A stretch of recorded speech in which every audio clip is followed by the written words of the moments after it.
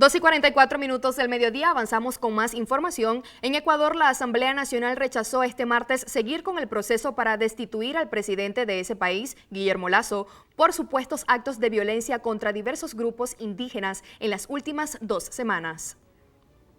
Luego de que un partido, Unión por la Esperanza, pidiera iniciar un proceso de destitución contra el jefe de Estado, el Parlamento, con 80 votos, rechazó seguir con el proceso, mientras que 48 estuvieron a favor y 9 abstenciones. Horas más tarde de la decisión, el Ejecutivo, a través de su cuenta en la red social Twitter, se pronunció escribiendo que seguirá trabajando por un mejor país e hizo un llamado a la paz y la calma.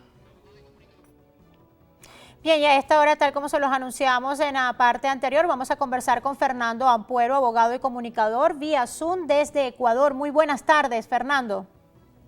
Muy buenas tardes, Dulce. Muy buenas tardes a toda la audiencia en Venezuela, en Ecuador y en todo el continente. Muchísimas gracias por darnos esta oportunidad de conversar acerca de esta situación que se está presentando en Ecuador, la violación de los derechos humanos directamente al pueblo indígena, tomando en cuenta que hay una gran representación de esta población en esta ciudad y tomando en cuenta también la decisión que ha asumido el Parlamento de no continuar con el proceso de seguir quizás de una destitución completamente del presidente Guillermo Lasso.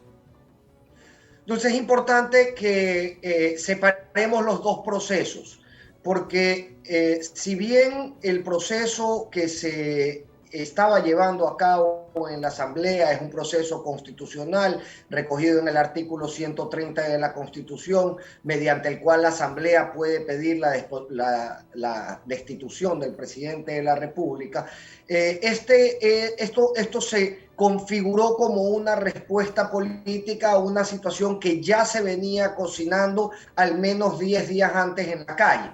Y esa es una situación que, muy independientemente de los resultados políticos que haya arrojado la noche de ayer el Parlamento, sigue sin resolverse. Y sigue sin resolverse por algunos factores y motivos, algunos correspondientes al gobierno nacional, otros a las dirigencias de los protestantes, pero básicamente porque ninguna de las partes, principalmente el gobierno, ha entrado al diálogo con todas las herramientas o comprometido con todas las herramientas que ese diálogo demanda.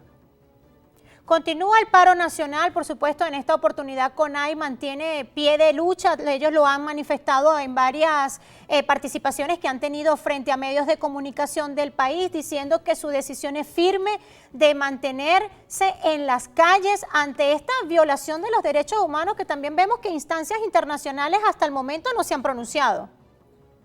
Bueno, poco a poco se empiezan a pronunciar los distintos organismos y las distintas veedurías en materia de derechos humanos, a decir lo que ya venía siendo evidente prácticamente desde el día 1 o 2 de las protestas, que el Estado ha excedido en el uso de la fuerza, se ha excedido en el uso de la fuerza y ha violentado derechos elementales de la población en legítima protesta. Esto ha venido, por supuesto, acrecentándose con el paso de los días y la toma de decisiones catastróficas por parte del gobierno nacional, que no han hecho sino vertir combustible, vertir gasolina sobre el fuego que ya estaba incendiando las calles.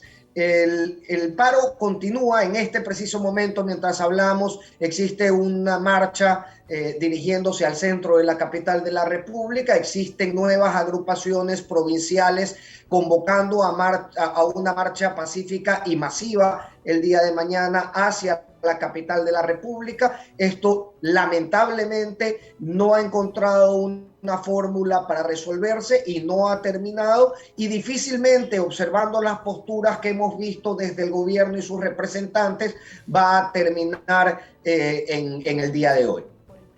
Bien, estamos conversando con Fernando Ampuero, quien es abogado y comunicador vía Zoom directamente desde Ecuador, analizando esta situación que se está presentando.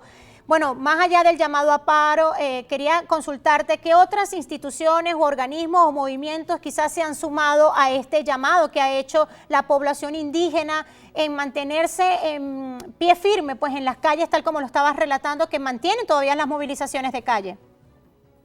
Es muy importante darle contexto a esta pregunta, Dulce, porque desde el primer día el gobierno nacional atendió tan mal esta situación de reclamo ciudadano en las calles, que como primer acto efectivo de poder frente a las manifestaciones, mandó a apresar sin leerle derechos y luego perdió por 12 horas al principal líder indígena que convocaba estas protestas, a Leonidas Issa. Esto lo hizo en el día 2 de las manifestaciones populares. A partir de ahí solamente ha ido incrementándose el tono de violencia en las calles como respuesta a un gobierno que de nuevo, cada vez que ha tenido la oportunidad de pacificar las calles con alguna acción efectiva, todo lo que hemos visto de ellos es que han vertido combustible sobre los chispazos, sobre los distintos puntos calientes que había en las calles,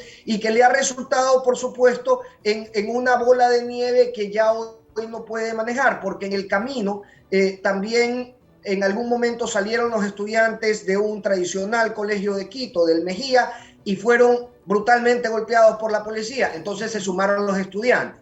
Luego bombardearon con gases a unos estudiantes que estaban en la Universidad de Cuenca. Entonces se sumaron las universidades. Finalmente llegaron hasta las universidades que tradicionalmente en este tipo de eventos habían funcionado como puntos de paz, y los bombardearon con gas lacrimógeno, y nuevamente las universidades, esta vez los estudiantes de las universidades de la capital de la República, se sumaron al paro y a las manifestaciones. Lo han hecho de igual manera los transportistas. Es decir, a medida que los días de paralización van avanzando y que se ve esta falta de respuesta efectiva por parte del gobierno para poder darle un punto final a esto por la vía del diálogo, la situación se le complica más porque va abriendo muchos más frentes en un manejo bastante torpe del conflicto social. Fernando, ya para finalizar, ¿cuáles serían realmente las políticas más acertadas o la decisión que pueda tener en esta oportunidad el presidente de Ecuador, Guillermo Lasso, ante este escenario que tal ya lo calificabas como una bola de nieve que ha ido incrementando y por supuesto sumando más personas a estas movilizaciones, al rechazo, a la violencia y por supuesto a mantenerse firmes ante las luchas? Yo creo que la alternativa que les queda es aquella de la que no han echado mano, que es el diálogo. Y el diálogo requiere de algunos factores que son de vital importancia para que se cierre este capítulo de la historia con posibilidades reales de que no vuelva a repetirse prontamente. El primero es validar interlocutores. El primero más bien vendría a ser comprender la dimensión de lo que se enfrenta. Entre los analistas políticos acá se escucha mucho, y yo comparto la idea, que el gobierno no tiene realmente clara la dimensión de lo que enfrenta, no tiene realmente claro cuál es el problema que debe resolver. Y en razón de eso se ha ido abriendo frentes sin entender muy claramente cuáles son las consecuencias de abrírselo. Eso por un lado, comprender un poco mejor el escenario. Por otro lado, darle puerta abierta a un diálogo, que es lo que vienen exigiendo las organizaciones sociales en la calle, y que el gobierno ciertamente no ha hecho en debida forma. Y no lo ha hecho en debida forma porque se ha dedicado a criminalizar a los manifestantes, a villanizar a sus liderazgos y a restarle legitimidad a aquellas personas que han sido designadas como voceros por parte de las organizaciones sociales. Y de esa manera no se hace un diálogo entre iguales, de esa manera deslegitimando a quien debería ser tu interlocutor válido, no se pueden conseguir resultados efectivos, porque básicamente las organizaciones sociales están viendo que desde el gobierno se las mira muy por debajo del hombro, sin darles el sitio y el lugar que merecen en la mesa de negociaciones. Entonces, la recomendación para el gobierno hoy, a día 16, sigue siendo exactamente la misma que al día 1. Dialoguen, escuchen a la gente en la calle, esto no es un capricho de 2 o 3 dirigentes, esto es una manifestación social legítima en respuesta a la desatención del gobierno en el área social principalmente, pero también en otras áreas vitales como salud, educación y seguridad, en las cuales hasta el momento el gobierno de Guillermo Lasso no ha mostrado un solo avance, y eso genera, por supuesto, un desagrado ciudadano que se manifiesta en las calles en forma de protesta social. Bien, muchísimas gracias, de verdad gratitud en esta oportunidad, Fernando Ampuero, por esta oportunidad de mantenernos en exclusiva directamente para Noticias Canalí, esta conexión vía Zoom desde Ecuador. De verdad, muchísimas gracias por permitirnos conversar y conocer a fondo, Andrea, esta situación que se está generando en Ecuador, que bueno, pica y se extiende. Es una situación bastante crítica, puesto que incluso se dio a conocer que Guillermo Lasso finalizó las negociaciones con el líder indígena Leonidas Issa, y lo ven como enemigos. Como un enemigo. Como un enemigo, ciertamente, a los grupos sociales, pero ya más adelante también veremos en qué puede concluir esta situación. Es momento de hacer una pausa, pero al volver lo más y con nuestro compañero Daniel Escobar. Ya venimos.